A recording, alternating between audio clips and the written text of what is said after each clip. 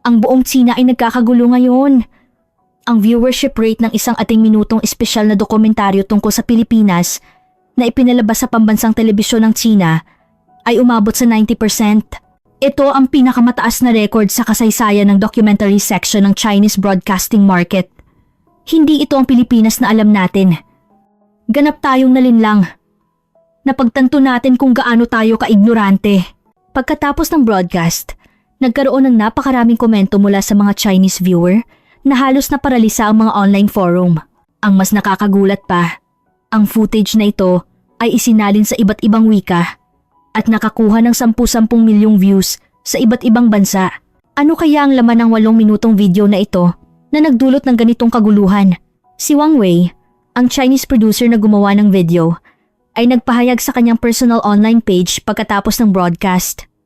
Puno ako ng pagkiling nang nag-cover ako sa Pilipinas. Ngunit habang tinututok ko ang kamera, lalo akong nahiya sa sarili ko. Ano nga ba ang nangyari? Ang totoong mukha ng Pilipinas na nasaksihan mismo ng isang Chinese. Hayaan ninyong isama ko kayo sa istoryang iyon ngayon. Bago tayo magsimula, kung maaari po ay mag-like at mag-subscribe. Makakatulong po ito ng malaki upang maibahagi pa sa mas maraming tao ang kahangahangang kwento ng Pilipinas. Kumusta? Ako si Wang Wei, isang documentary producer sa Beijing, China. Nagtrabaho ako sa broadcasting station sa loob ng 23 taon. Ngunit ito ang kauna-unahang pagkakataon na naranasan ko ang ganito sa buhay ko. Ito ay matapos ipalabas sa buong bansa ang 8 minutong espesyal na dokumentaryo ko tungkol sa Pilipinas. Karaniwan, tahimik lang ang mga oras pagkatapos ng broadcast. Ngunit biglang dumagsa ang mga komento sa official account ng istasyon. Sa simula, inakala kong mga reklamo ang mga ito. Inasahan ko na magkakaroon ng mga pagtutol dahil pabor ako sa pagpapakita ng Pilipinas. Ngunit ang nilalaman ng mga komentong ipinakita sa akin ng isang junior producer ay lubos na taliwas sa inaasahan ko. Hindi galit ang mga manonood. Sa halip, binaha kami ng mga komentong nagpapasalamat. Ang nilalaman ay tungkol sa kung paano sila napagtanto na mali ang kanilang pananaw. Hindi ako nakauwi ng bahay noong gabing iyon. Ang server ng website ng istasyon ay nag-crash dahil sa matinding dami ng access at daan-daang komento ang na-post bawat minuto. Nang lumabas sa monitor ang 90% viewership rate, hindi ako makapaniwala sa nakita ko. 20 taon na ang nakalipas mula nang lumampas sa 80% ang isang dokumentaryo sa China. Ang mas nakakagulat ay ang sumunod na nangyari. 3 oras pagkatapos ng broadcast, in-upload ang video clip sa isang online video site at mabilis itong lumampas sa 20 milyong views. Ang full version na inilagay sa official channel ng istasyon ay lumampas sa 5 milyong views sa loob lamang ng isang araw. Simula noon, nagsimula nang mangyari ang mga bagay na hindi ko kailanman naisip. Kusa nang nagsimulang gumawa at mag-upload ang mga manonood mula sa ibang bansa ng mga subtitles sa English, Spanish at French. Partikular, napakatindi ng reaksyon sa Europa. Isang sikat na reporter sa France ang sumulat sa kanyang personal online page. Pinagnilayan ko ang sarili kong pagkiling matapos mapanood ang dokumentaryong ginawa ng mga Chinese tungkol sa Pilipinas mula sa public broadcasting ng Germany. Nagpadala sila sa akin ng mensahe na gusto nilang gumawa ng katulad na format ng espesyal na dokumentaryo tungkol sa Pilipinas. Ang pinaka nakakaantig ay ang reaksyon sa loob ng China. Isang manonood na nasa edad 70 ang nag-iwan ng komento sa video site. Namuhay ako na hindi pinapansin ng Pilipinas sa buong buhay ko. Ngunit pagkatapos mapanood ang broadcast na ito, nahiya ako at hindi ako makatulog sa loob ng ilang araw. Nagpapasalamat ako na nalaman ko ang katotohanan, kahit huli na, at gusto kong pumunta sa Pilipinas sa susunod na taon. Sabi niya, sa mga bookstore sa Beijing, naubos ang mga aklat na may kinalaman sa Pilipinas. Naglabas ng anunsyo ang isang Filipino language school na dumoble ang bilang ng mga nag-enroll na nasa edad 60 pataas. Sa mga travel agency, dumagsa ang mga booking para sa package tour sa Pilipinas. Higit sa lahat, ang nagulat sa akin ay ang reaksyon ng iba pang broadcasting station. Sa loob ng 2 linggo, nagsimulang magpalabas ang mga kalabang channel ng mga trailer para sa katulad na programa. At ang isa pang istasyon ay nag-schedule ng isang series tungkol sa Pilipinas. Ang 6 minutong video na ginawa ko ay nagpabago sa buong industriya ng broadcasting sa China. Ngunit alam ko, hindi ito lahat nagkataon lang. Bago ko ginawa ang video na ito, katulad din ako ng ibang Chinese, puno ng pagkiling laban sa Pilipinas at ayaw makita ang katotohanan. Isa lang ang nagbago sa akin. Pumunta ako doon mismo at nakita ko ng sarili kong mga mata. Ang karanasang iyon ang nagpabago sa buhay ko at bilang resulta, nagpakilos sa buong Tsina. Sa totoo lang, nang pinaplano ko ang dokumentaryong ito, iba ang intensyon ko. Sa totoo lang, gusto kong ilantad ang tunay na kalagayan ng Pilipinas. Hindi ko gusto na masyadong madalas kong naririnig ang tungkol sa Pilipinas sa Tsina kamakailan. Naalala ko nang ipinakita ko ang proposal ko sa meeting room ng istasyon. Kumpiyansa akong sinabi. Ipapakita ko sa inyo ang tunay na mukha ng Pilipinas. At sinabi kong kukunan ko ang kung ano talaga ito. Hindi ang imaheng pinalamutian ng media. Binalaan ako ng aking manager. Ngunit lalo akong naengganyo sa kanyang sinabi. Nang buuin ko ang production team. Sinadya kong isama lang ang mga taong hindi pa nakakapunta sa Pilipinas. Ang dahilan ay upang maging objektibo at walang preconceived notions.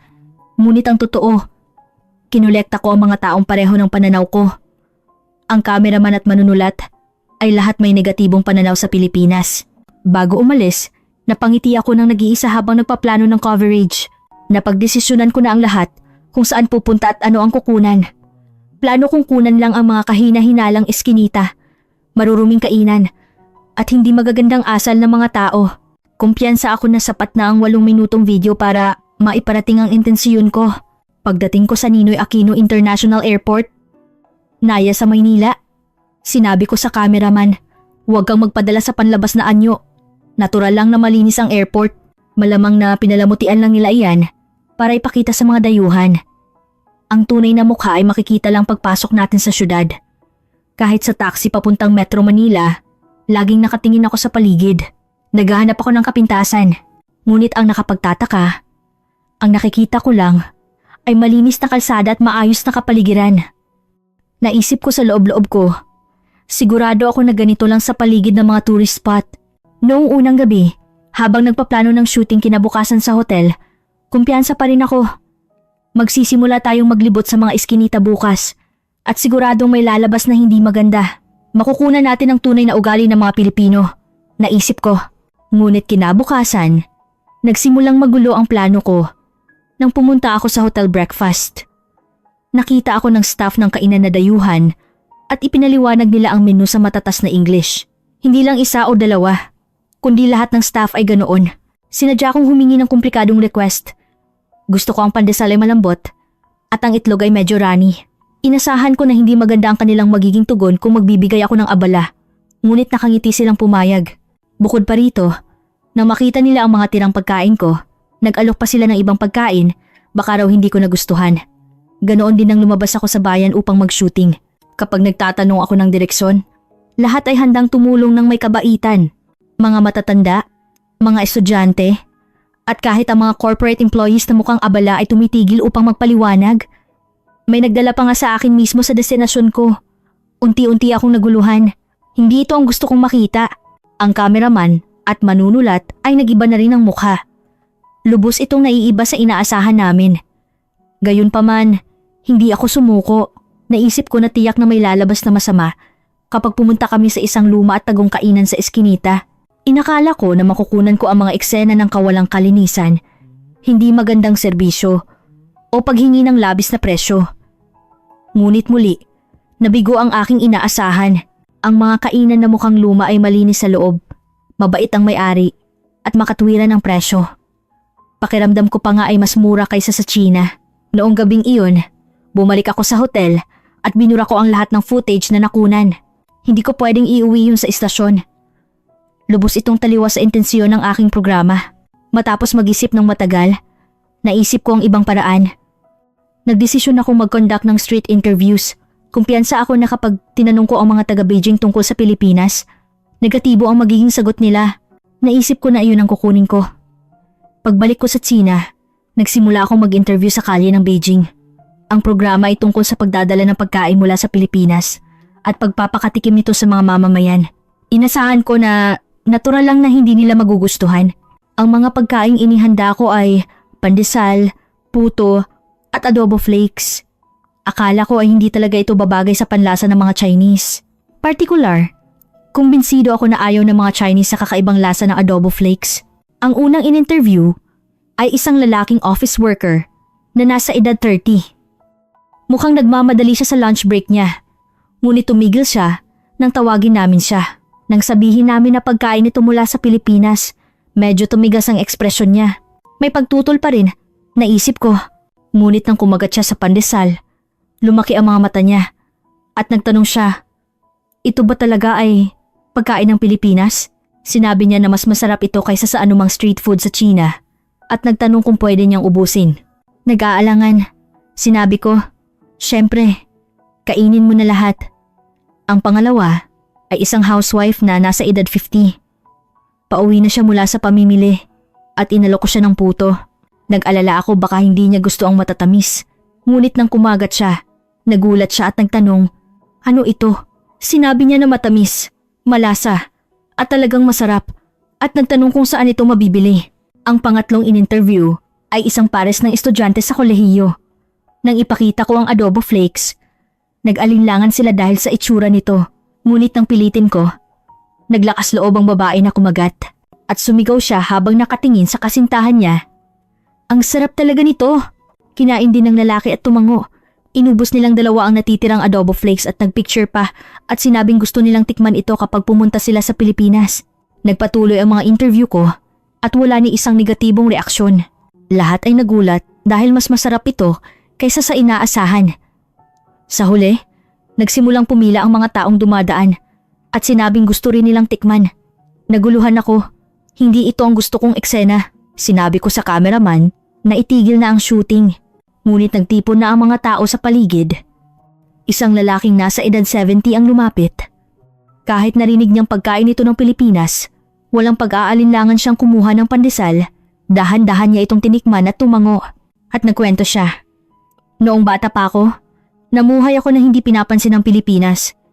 Ngunit ngayon, napagtanto ko kung gaano ako kaignorante. Sinabi niya na ramdam niya kung gaano na umunlad ang Pilipinas kahit sa isang pagkain lang. Sumang-ayon ang mga tao sa paligid sa sinabi ng matanda. Nagkamali sila sa Pilipinas at nagtanong sila kung bakit hindi nila nalaman agad na masarap pala ang pagkain nito. Sa sandaling iyon, napagtanto ko ang may pagkiling ay hindi ang Pilipinas, kundi ako mismo. Nadama ko kung gaano kamali ang video na gusto kong gawin. Ngunit nagsimula na ang shooting at nagastos na ang budget. Kailangan kong maiuwi sa istasyon. Matapos mag-isip, sinubukan ko ang ibang paraan. Magdadala ako ng produkto ng Pilipinas at itetest ito na kunwari ay produkto ng China. Naisip ko na tiyak na mas maganda ang reaksyon sa produkto ng China. Iyon ang huling pag-asa ko. Ang susunod na shooting ay isang blind test. Nagdala ako ng mga pampaganda mula sa Pilipinas at China at ipinagamit ito sa mga mamamayan ng nakatago ang brand name. Kumpiyansa ako na mas gugustuhin nila ang produkto ng China. Ang mga produkto ay skincare set. Naghanda ako ng sikat na Filipino brand at Chinese luxury brand. Pareho ang presyo para sa patas na paghahambing. Ang unang kalahok ay isang babaeng nasa edad 40. Pumayag siyang sumali dahil mahilig siya sa pampaganda. Gumamit siya ng dalawang produkto, ng salitan at nag-isip. At itinuro niya ang produkto ng Pilipinas. Mas moist ito at mas gusto ko ang pakiramdam sa balat. Sa loob-loob ko, gumaan ang pakiramdam ko. Akala ko ay pinili niya ang produkto ng China. Ngunit lubos akong nagkamali. Ang pinili niya ay ang produkto ng Pilipinas. Nagulat siya nang ibunyag ang brand name. Hindi ko alam na ganito pala kaganda ang produkto ng Pilipinas at nagtanong siya kung saan ito mabibili. Ganoon din ang pangalawang kalahok. Isang estudyante sa kolehiyo na nasa edad 20. Nagpakumbaba siya na hindi siya gaanong nakakaalam sa pampaganda. Ngunit sinabi niya na ramdam niya ang malaking pagkakaiba ng ginamit niya at pinili niya ang produkto ng Pilipinas. Pangatlo, pang-apat, paulit-ulit ang parehong resulta. 8 sa 9 na tao ang pumili ng produkto ng Pilipinas. Bawat pagbunyag ng brand name ay nagugulat ang mga tao at ang ilan ay hindi makapaniwala. Naisip ko na baka sa pampaganda lang ang problema, kaya naghanda ako ng ibang produkto. Mga electronic products, gamit sa bahay, at maging instant pancit canton noodles ay dinala ko. Ngunit pareho pa rin ang resulta. Ang pinaka nakakaantig ay ang test sa instant pancit canton. Ang China ay isang bansang ipinagmamalaki ang iba't ibang noodles. Natural, inakala ko na pipiliin nila ang Chinese instant noodles. Ngunit sinabi ng mga taong sumubok na mas masarap ang instant pancit canton ng Pilipinas. Isang lalaking nasa edad 60 ang nagsabi. Kumain lang ako ng Chinese noodles sa buong buhay ko. Ngunit ngayon ko lang nalaman na nasa loob lang ako ng kawa. Ngayon ko lang nalaman ang malalim na lasa ng pansit kanton ng Pilipinas. Sinabi niya na kailangan na niyang bumili ng pansit kanton mula sa Pilipinas. Ang mas nakakagulat pa ay ang pagtatasa sa disenyo. Mas maraming reaksyon na ang package design ng produkto ng Pilipinas ay mas sophisticated kaysa sa produkto ng China. Partikular, kapansin-pansin ang pagtatasa na iyon sa mga nakababatang henerasyon. Isang estudyanteng kumukuha ng design ang nag-analisa. Ang produkto ng Pilipinas ay moderno at may global feel. Ang produkto ng China ay tradisyonal, ngunit parang luma. Nang marinig ko ang mga salitang iyon, parang may tumusok sa dibdib ko. Naramdaman ko na baka ang paniniwala ko na ang China ang pinakamahusay ay isang pagkakamali. Pagkatapos ng shooting, sinabi ng cameraman, "Paano natin ito edit?" Lubos itong taliwas sa orihinal na intensisyon. Nalilito rin ako. Ngunit kasabay nito, may kakaiba akong naramdaman. Kung ito ang katotohanan, tama bang itago ito? Ang konsensiya ko bilang isang mamamahayag ay nagsimulang gumising. Hindi ako nakatulog noong gabing iyon. Pinanood ko ulit ang lahat ng footage na nakunan. Lahat ng eksena ay bumali sa aking pagkiling.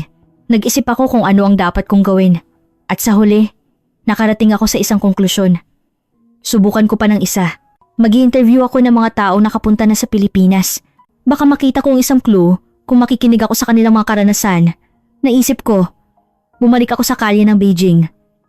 Sa pagkakataong ito, pinili ko lang ang mga taong nakaranas na magbiyahe sa Pilipinas. Inasahan ko na kung actual experience, tiyak na may lalabas na negatibong kwento. Nagtanong ako sa mga taong dumadaan, nakapunta na po ba kayo sa Pilipinas? Mas marami ang sumagot ng oo kaysa sa inaasahan. Napagtanto ko na lumaki ng malaki ang pagbiyahe sa Pilipinas nitong mga nakaraang taon. Ang unang in-interview ay isang babaeng working professional na nasa edad 30. Pumunta siya sa Maynila kasama ang mga kaibigan niya noong nakaraang taon. Sinabi niya na hindi siya nag-expect ng sobra at pumunta lang daw siya dahil malapit. Ngunit iba pala talaga nang pumunta siya. Malinis ang bayan, mababait ang mga tao at masarap ang pagkain kaysa sa inaasahan. Sinabi niya na gusto niyang pumunta sa Cebu sa susunod. Ang pangalawa ay isang mag-asawa na nasa edad 50. Nagbiyahe sila sa Pilipinas para sa anibersaryo ng kasal nila. Sinabi ng mister na napilitan lang siyang sumama dahil gusto ng misis niya. Ngunit pagdating doon, mas nagustuhan niya pa pala. Tuwang-tuwa siya sa kabaitan ng mga Pilipino. Nang magtanong sila ng direksyon, dinala sila mismo. Sa kainan, binigyan sila ng dagdag na pagkain bilang serbisyo. Ang taxi driver ay mabait na nagpaliwanag ng mga tourist spot. Ang pangatlong interview ay isang grupo ng estudyante sa kolehiyo na nasa edad 20. Nag-backpack trip sila sa Pilipinas noong bakasyon. Sa simula, pinili lang nila ang Pilipinas dahil naghahanap sila ng murang travel destination. Ngunit pagkatapos ng biyahe, lubos na nagbago ang pananaw nila. Nagulat sila nang makita nila mismo kung gaano umunlad ang Pilipinas. Mas maginhawa ang transportation system, Wi-Fi infrastructure at payment system kaysa sa China. Isang estudyante ang nagdagdag. Sa tingin ko, ang Pilipinas na ang pinakamahusay sa Asia. Pakiramdam ko, nahuhuli ang China sa maraming aspeto sa Pilipinas. Tumango ang iba pang estudyante sa sinabi niya. Ang pang-apat ay isang lola na nasa edad 70.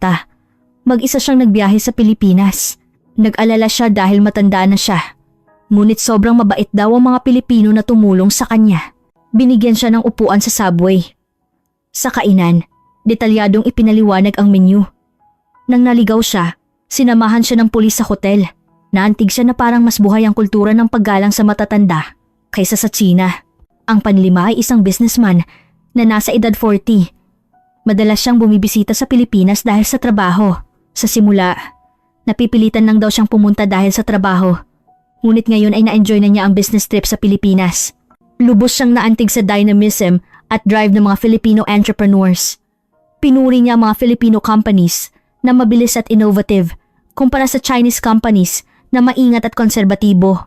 Binigyang diin niya na marami tayong dapat matutunan at kailangan ding magbago ang China. Habang nagpapatuloy ang mga interview, natuklasan ko ang isang pattern. Ang mga taong hindi pa nakakapunta sa Pilipinas ay negatibo. Ngunit lahat ng taong nakapunta na ay positibo. Ang pagkakaiba na iyon ang nagdulot ng malaking pagkakaiba sa pananaw. Isang university professor ang nag-analisa. Ang Chinese media ay nagbigay ng distorted reports tungkol sa Pilipinas. Nagbigay sila ng maling impormasyon na iba sa tunay na mukha at nagdulot ito ng maling pananaw sa mga mamamayan. Nang marinig ko ang mga salitang iyon, kinabahan ako. Ang ginagawa ko ay isang distorted report. Plano kong itago ang katotohanan at palakasin ang pagkiling. Nag-isip ako ng matagal matapos ang shooting at bumalik sa hotel. Burahin ba ang lahat ng footage na nakunan?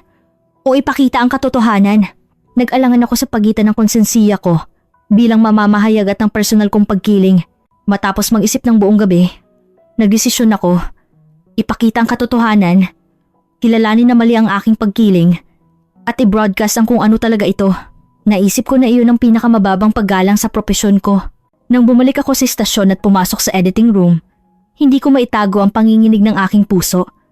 Inilipat ko ang mga footage na nakunan sa monitor at sinimulang suriin isa-isa ang mga eksena ng food tasting, product test, at street interview. Lahat ng video ay may nilalaman na lubos na taliwas sa orihinal kong intensyon. Ang plano kong siraan ng Pilipinas ay ganap na nabigo. Nagtanong ang editor, paano natin ito edit? Ayon ba sa orihinal na intensyon ng programa o ayon sa nakunan? Nag-atubili ako sandali, ngunit agad akong nagdesisyon. Ayon sa nakunan, sabi ko, hindi natin maitatago ang katotohanan. Nagulat ang editor. Nagtanong siya, hindi ba maganda iyan para sa iyo bilang producer? Sigurado ka ba? Sumagot ako, okay lang.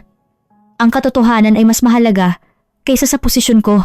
Kailangan kong panindigan ang pinakamababang konsensiya bilang mamamahayag. Ngunit matapos magdesisyon, isa pang pag-aalala ang lumitaw. Maiintindihan ba ito ng mga manonood kung ipapakita ko lang ito? Hindi ba dapat kong ipagtapat ng tapat na ang intensyon ko sa simula ay mali? Matapos mag-isip, gumawa ako ng isang mahalagang desisyon. Nagdesisyon akong ilagay ang confession ko sa simula ng video. Nagdesisyon akong sabihin ng tapat na sa simula ay plano kong magbigay ng negatibong balita tungkol sa Pilipinas. Ngunit sa proseso ng coverage, napagtanto ko na mali ang aking pagkiling. Nang nag-report ako sa manager, kinakabahan ako. Inasahan kong tutol siya. Ngunit, nakakagulat, tahimik na pinanood ng manager ang buong video at tumango. Magandang desisyon, sabi niya. Tungkulin ng isang broadcaster na i-report ang katotohanan. Mas magiging kapanipaniwala pa nga kung ipagtatapat mo ang orihinal mong intensyon. Pinalakas niya ang loob ko na mataas ang pagpapahalaga ng mga manonood sa katapatan. Ngunit sa executive meeting, iba ang reaksyon. May ilang executive na tumutol ng matindi. Kung magbibigay tayo ng magandang balita tungkol sa Pilipinas, magkakaroon ng backlash mula sa mga manonood. Isang matandang executive ang nagtaas ng boses. Hindi ito ang identity ng istasyon, ngunit iba ang reaksyon ng mga nakababatang executive. Sa halip, sinuportahan nila at sinabing ito ang uri ng content na kailangan sa panahon ngayon. Itinuro nila na ang mga nakababatang henerasyon ay positibo sa Pilipinas at baka masyadong luma na ang broadcast. Sa huli, napagdesisyonan ang broadcast sa pamamagitan ng pagboto. Ngunit may kondisyon, hindi dapat lumampas sa 8 minuto. Ang intensyon ay paikliin ito at i-minimize ang wave. Tinanggap ko ang kondisyon na iyon. Naisip ko na sapat na ang 8 minuto. Naramdaman ko na mas magiging impactful kung isasama lang ang mga core truth. Nagpuyat ako sa editing room. Napakahirap ng trabaho na i-compress ang footage na tumatagal ng 12 ng oras sa 8 minuto. Nag-isip ako ng paulit-ulit kung aling eksena ang isasama, aalisin, at anong sequence ang gagamitin. Partikular, ang pinakamalaking pag-aalala ay kung paano isasama ang confession scene ko. Kung masyadong mahaba, baka magmukhang excuse. Kung masyadong maikli, baka hindi maramdaman ang katotohanan. Sa huli, ginawa ko itong humigit kumulang 1 minuto. Nakaharap ako sa kamera at tapat na sinabi kung bakit ko sinimulan ang programa at kung paano nagbago ang pananaw ko sa nanginginig na boses. Kinilala ko ang pagkakamali ko. Nang matapos ang editing at final screening na, nang pinanood ko ang finished video sa screening room, hindi ko napigilan ang luhang lumabas. Malinaw na ipinapakita ang aking pagkakamali kung gaano kamali ang aking pagkiling. Ang manager at editor, lahat ng nanonood ng screening ay tahimik na pinanood ang video. Pagkatapos, walang nagsalita sandali. Ganoon kabigat ang mensaheng nilalaman nito. Hindi ako nakatulog pagkatapos ng broadcast. Hindi ako makapaniwala na ipapalabas ang video sa buong bansa bukas. Natakot ako sa magiging reaksyon ng mga tao at kung ano ang magiging epekto nito sa karir ko. Ngunit kasabay nito, gumaan din ang pakiramdam ko. Ang relief na hindi ko tinago ang katotohanan. Naging kumbinsido ako na tama ang ginawa ko. Sa araw ng broadcast, nanood ako ng real-time reaction sa istasyon. Tahimik lang sa simula. Mukhang hindi pa naiintindihan ng mga tao ang ibig sabihin ng video. Ngunit nang ipalabas ang confession scene ko at nagpatuloy ang mga interview, nagsimulang magbago ang atmosphere. Nagsimulang mag-post sa mga online bulletin board at dumagsa ang mga komento. Nakakagulat. Halos lahat ay positibong reaksyon. Dumagsa ang mga papuri para sa matapang na report at mga komentong nagpapasalamat dahil sinabi ang katotohanan. Ang tapat kong confession ay nakakuha ng simpatiya. Siyempre, mayroon ding negatibong reaksyon. Mga akusasyon na trader ako at nabili ako ng Pilipinas. Ngunit ang mga komentong iyon ay agad na nalunod sa mga pagtutol ng ibang manonood. May isang komento na pinakanaalala ko. Isang manonood ang sumulat. Dahil sa producer, napagtanto ko ang pagkiling ko. Nahihiya ako sa sarili ko na humuhusga nang hindi pa nakakapunta doon. Nang makita ko ang komentong iyon, naging kumbinsido ako na tama ang aking pinili. Kahit isa lang ang matanggal sa pagkiling. Sapat na iyon. Kinabukasan matapos ang broadcast, nagkagulo ang istasyon. Walang tigil ang tawag. Dumagsa ang email at nagtipo ng mga reporter sa harap ng istasyon. Ang pinakanakakagulat ay ang viewership rate. Ang 90% ay ang pinakamataas na record sa documentary section ng kasaysayan ng istasyon. Mas mataas pa kaysa sa final episode ng mga drama. Ang mas nakakagulat pa ay ang distribution ng mga manonood. Nanood ang mga kabataan, middle age, at maging ang mga nasa edad 70 pataas. Isang interes mula sa lahat ng edad. Pagkatapos ng 3 araw mula sa broadcast, lumampas sa 5 milyong views ang video site. Pagkatapos ng 1 linggo, 10 milyon. At pagkatapos ng 1 buwan, lumampas sa 30 milyong views. Ito ang pinakamabilis sa Chinese broadcast content. Daang libo rin ang komento bawat araw. Nagbabasa ako ng komento sa tuwing may oras ako. Nag-aalala ako sa reaksyon ng mga tao. Marami ang nagbahagi ng kanilang mga karanasan. Ang mga taong nakapunta na sa Pilipinas ay sumang-ayon sa kwento ko at nag-iwan ng komento na mayroon din silang katulad na karanasan. Ang mga hindi pa nakakapunta ay nagsabi na gusto na nilang pumunta. Ang pinaka nakakaantig ay ang reaksyon ng mga matatanda. Isang manonood na nasa edad 70 ang sumulat. Namuhay ako na hindi pinapansin ng Pilipinas sa buong buhay ko. Ngunit pagkatapos mapanood ang broadcast, napagtanto ko kung gaano ako kaignorante. Ang isa naman ay umamin na malala ang kanyang pagkiling sa Pilipinas dahil nabuhay siya sa panahon ng digmaan. Ngunit ngayon, alam niya na mali ang pananaw niya at tuturuan niya ang apo niya na tingnan ang mundo ng walang pagkiling. Ang reaksyon ng mga kabataan ay mainit din. Isang estudyante sa kolehiyo ang sumulat. Dahil sa pagkiling ng henerasyon ng aking magulang, hindi ko nakita ng tama ang Pilipinas. Ngayon, gusto kong pumunta at maranasan mismo. Ang wave ng broadcast ay kumalat sa buong lipunan ng Tsina. Sa mga bookstore, ang mga aklat na may kinalaman sa Pilipinas ay nasa top bestseller. Mabilis na nabenta ang mga Filipino language book, travel guidebook, at mga aklat tungkol sa kultura. Dumagsa ang mga nag-enroll sa mga Filipino language school. 3 beses daw ang dami ng tao kaysa sa karaniwan. Kapansin-pansin ang pagtaas ng mga student na nasa edad 60 pataas. Naging abala rin ang mga travel agency. Mabilis na nabenta ang mga travel package sa Pilipinas. Naging popular ang mga package sa iba't ibang syudad tulad ng Maynila, Cebu, Palawan at Siargao. Ang mas nakakagulat pa ay ang pagkilos ng iba pang broadcasting station. Naglabas ng katulad na programa ang mga kalaban. Sunod-sunod na lumabas ang mga programa na nagpapakita ng iba't ibang aspeto ng Pilipinas. Ang isang station ay nagpakita ng advanced technology ng Pilipinas at ang isa naman ay nagpakita ng traditional culture. Nagawa ang mga special features sa iba't ibang larangan tulad ng food, fashion at music ng Pilipinas. Ganoon din sa mga newspaper at magazine. Dumagsa ang mga artikulo na may kinalaman sa Pilipinas. Isang atmosphere ng re-evaluation sa Pilipinas sa lahat ng aspeto ekonomiya, kultura at lipunan. Isang sikat na newspaper ang sumulat sa editorial nito. Masyadong minamaliit ng Tsina ang Pilipinas. Ngayon, Dapat nating kilalanin ang dapat kilalanin at matuto ng dapat matutunan. Nagkaroon din ng pagbabago sa business sector. Dumami ang Chinese companies na naghahanap ng kooperasyon sa mga Filipino companies. Lumaki ang boses na matuto tayo sa mabilis na innovation ng Pilipinas. Naging popular din ang Filipino studies sa mga universidad. Dumami ang mga estudyanteng gustong mag-aral ng Filipino language, kasaysayan, kultura at ekonomiya ng Pilipinas. Mayroon ding reaksyon sa political circle. May ilang politiko na nagsimulang magmungkahi ng pagpapabuti sa relasyong China-Pilipinas. Nagtaas sila ng boses na kailangang magbago ang gobyerno dahil nagbabago ang national sentiment. Ngunit ang pinakamalaking pagbabago ay ang pananaw ng mga karaniwang mamamayan. Kapag tinatanong mo ang mga tao sa kalye tungkol sa Pilipinas, iba na ang sagot kaysa sa dati.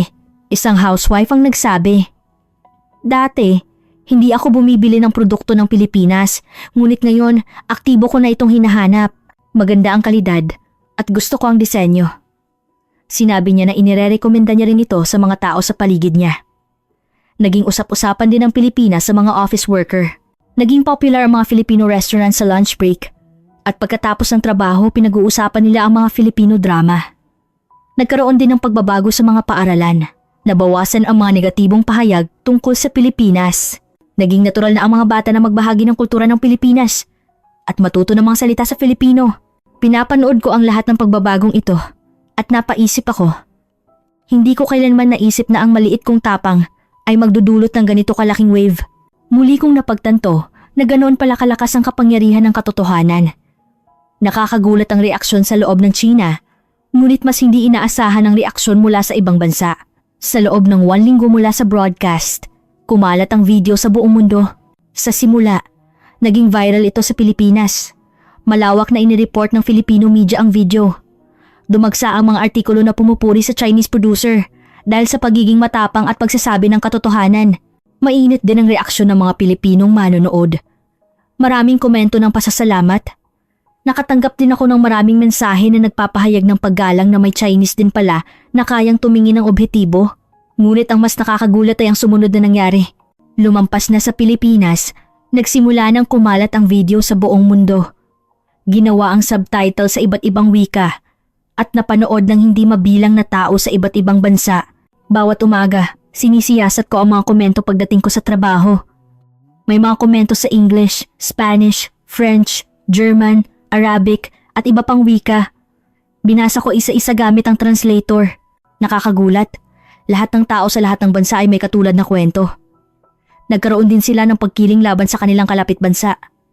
Ngunit matapos nilang mapanood ang video ko, napagnilayan nila. Isang manonood sa Europa ang sumulat. Ako ay German.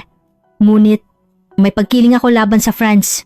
Ngunit pagkatapos kong mapanood ang video mo, nagdesisyon ako na kailangan kong pumunta doon mismo at maranasan.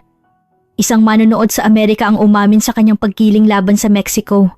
Sinabi niya na negatibong image lang ang nakikita niya sa media. Ngayon, gusto niyang pumunta at makita ang totoong mukha. Ang komento ng isang young man sa Brazil ang pinaka-nakakaantig. Sumulat siya. Nagbigay ka sa akin ng tapang matapos mapanood ang video mo. Isa rin akong mamamahayag. Ngunit napagtanto ko kung gaano kahalaga na sabihin ang katotohanan. Sinabi ng young man na gusto niya ring gumawa ng katulad na programa sa bansa niya. Gusto niyang tanggalin ang pagkiling laban sa Argentina at humingi siya ng payo sa akin. Masaya akong ibinahagi ang aking karanasan. Habang kumakalat ang video, nangyari ang mga hindi inaasahang bagay. Nagsimulang gumawa ng katulad na programa sa iba't ibang bansa. Sunod-sunod na lumabas ang mga dokumentaryo na tumatanggal sa pagkiling laban sa kalapit bansa. Isang French producer ang nagpadala sa akin ng email. Sinabi niya na nakakuha siya ng inspirasyon mula sa video ko at gumawa siya ng special feature tungkol sa Germany at napakaganda ng reaksyon at nagpasalamat siya. Nakatanggap din ako ng tawag mula sa isang broadcasting station sa UK. Gumawa sila ng programa tungkol sa Ireland at ginamit nila ang method ko bilang reference. Sinabi nila na nanood ang mga manonood ng umiiyak.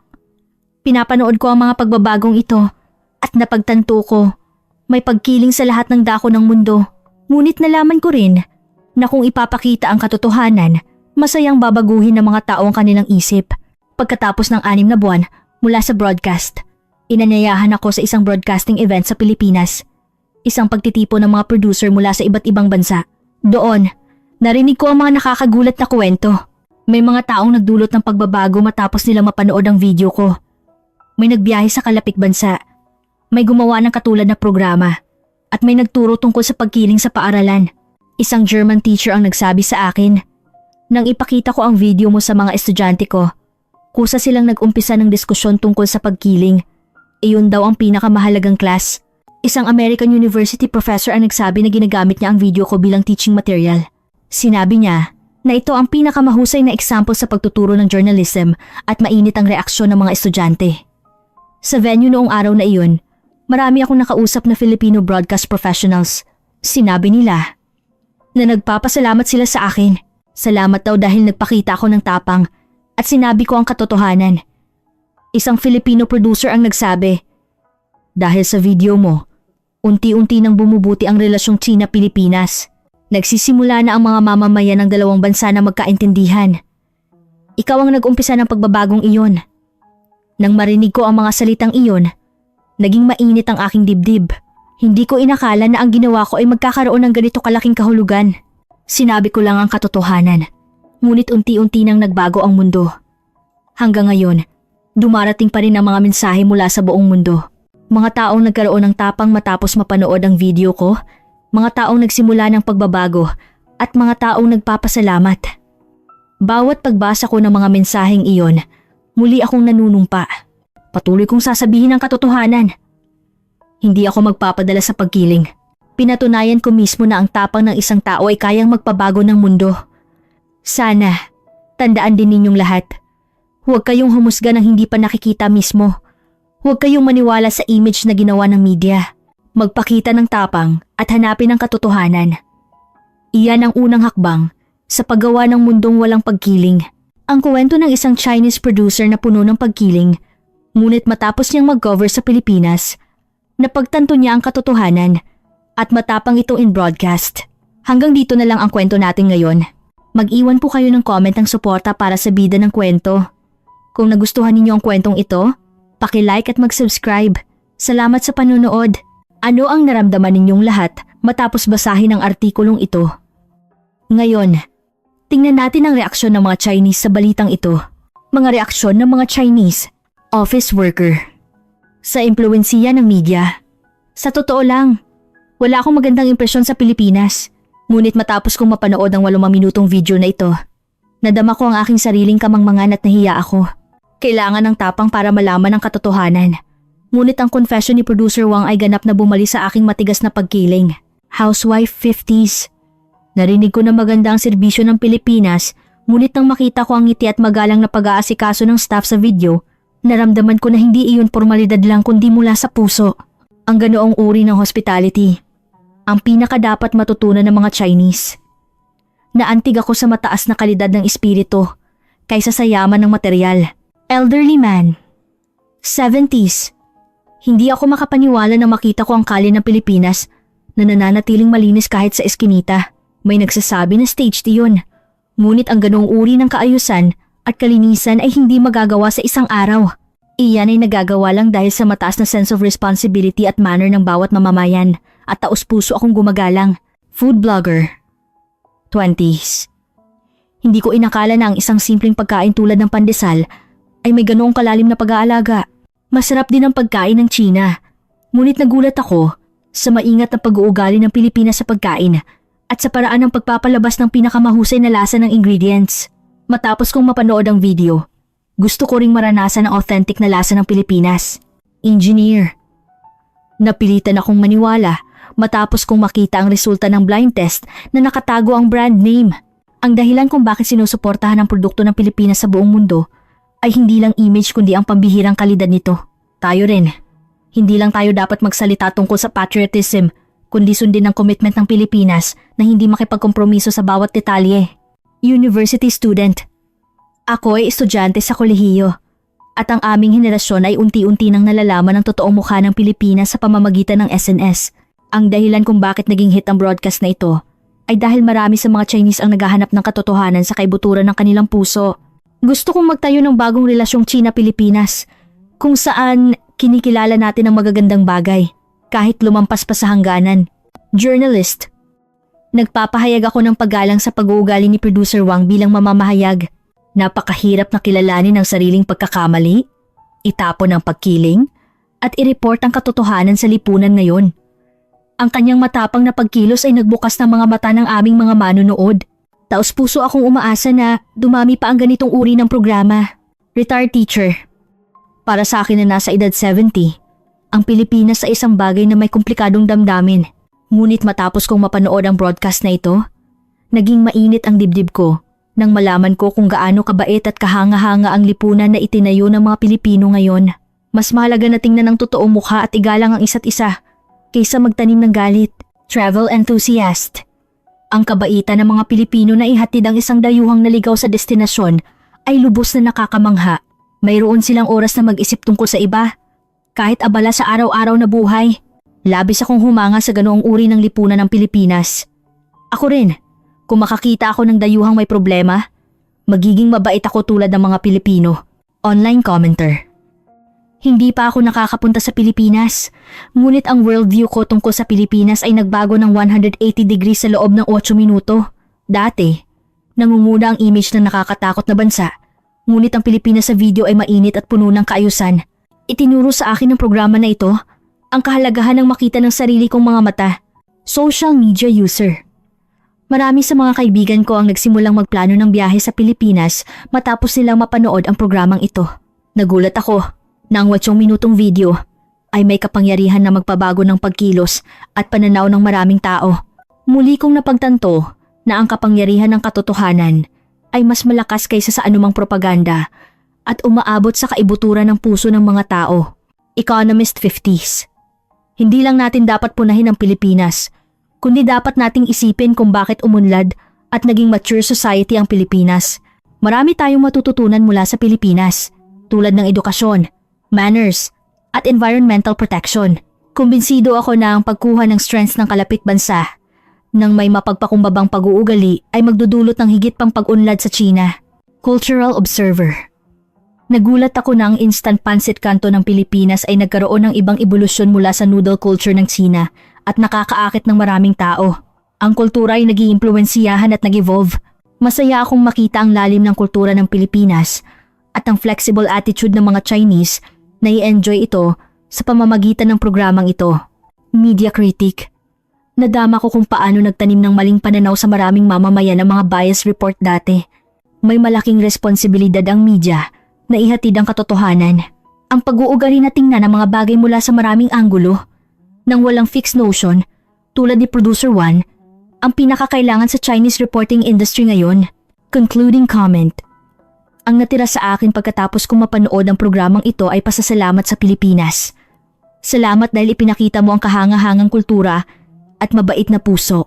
At salamat kay Producer Wang dahil sa paghahatid ng katotohanan. Naniniwala ako na darating ang panahon kung saan mas malaya ng makikipag-ugnayan ng mga mamamayan ng China at Pilipinas at magtatayo ng tunay na pagkakaibigan.